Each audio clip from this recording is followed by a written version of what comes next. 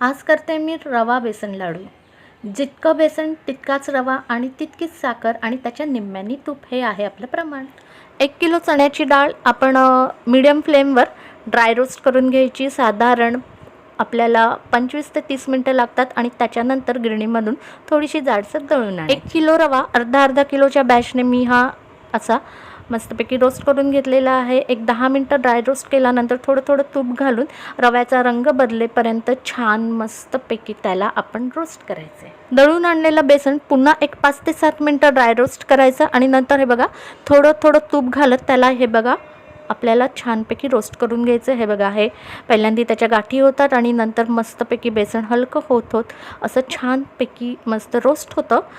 रवा आणि बेसन रोस्ट करायला मला टोटल 500 ग्रॅम तूप लागलं। थोडं तूप घालायचं आणि हे बघा बेसन असं मस्तपैकी हलकं होतं। भाजून ठेवलेल्या रव्यावर बेसन घालून घेतलं। गार झाल्यानंतर त्याला छानपैकी मस्त असं मळून घ्यायचं म्हणजे लाडू असं लुसलुसीत होतो। आणि त्याच्यानंतर याच्यामध्ये घालायची आहे आपल्याला पिठी साखर। पिठी साखर मी साधारण 1 किलो घातलेली आहे।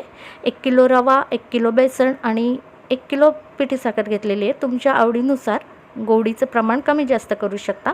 याच्यामध्ये घालायची वेलची पावडर, जायफळ पावडर, हवे असल्यास ड्रायफ्रूट्स घालायचे। आता हे छानपैकी बांधता येते आपल्याला मिश्रण। याच्यामध्ये मी चारोळी पण घालणार आहे आणि मस्तपैकी लाडू मस्त गोल गरगरीत असा वळून घ्यायचा। 100 लाडू झालेत वजनाने 3.25 किलो।